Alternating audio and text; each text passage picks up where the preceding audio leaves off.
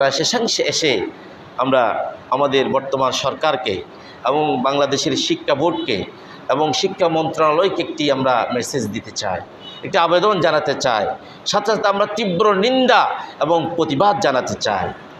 গত কিছুদিন আগে আপনারা দেখবেন বাংলাদেশে Tarique Rahman prime minister gold cup tournament এরকম নামে 9 আগস্ট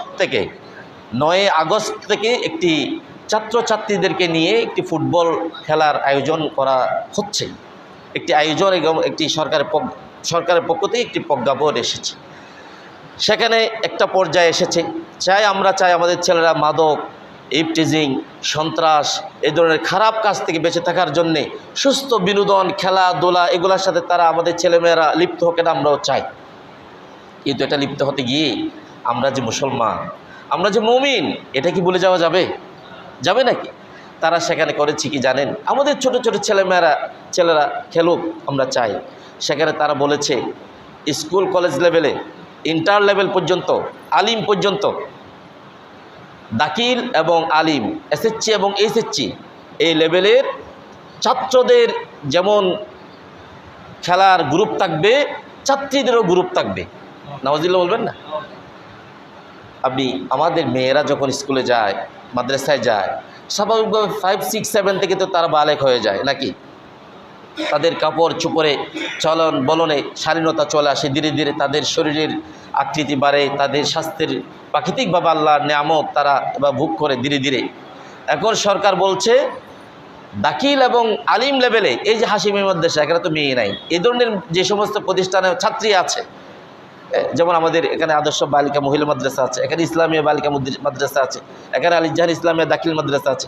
এখানে দাখিলের ছাত্রীদেরও একটি 11 জনের একটি দল থাকতে হবে।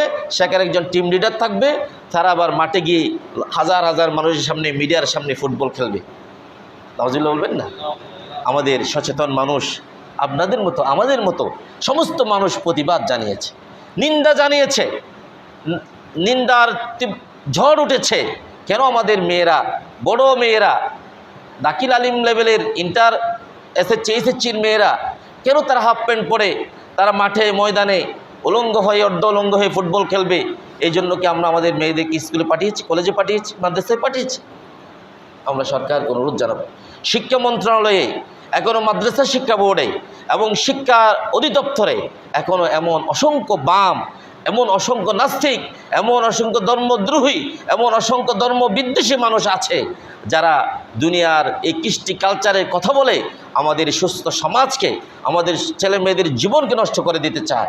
আমরা এই ধরনের প্রজ্ঞাপন যারা করেছে তাদের প্রতি আমরা তীব্র নিন্দা প্রতিবাদ জানাই। পাশাপাশি এই দৃষ্টতাপূর্ণ আচরণ যারা করেছে, এই ধরনের প্রজ্ঞাপন করে যারা দুঃসাহস দেখিয়েছে, তারা যাতে ভবিষ্যতে এই ধরনের দুঃসাহস না দেখায়, আমাদের লক্ষ লক্ষ কোটি কোটি মানুষের সেন্টিমেন্ট, মানুষের ধর্মীয় ভাব আর আবেগ অনুভূতিকে যেন তারা শ্রদ্ধা দেখায়, তাদেরকে কঠোর শাস্তির আওতায় আনা দরকার। ঠিক না বলেন?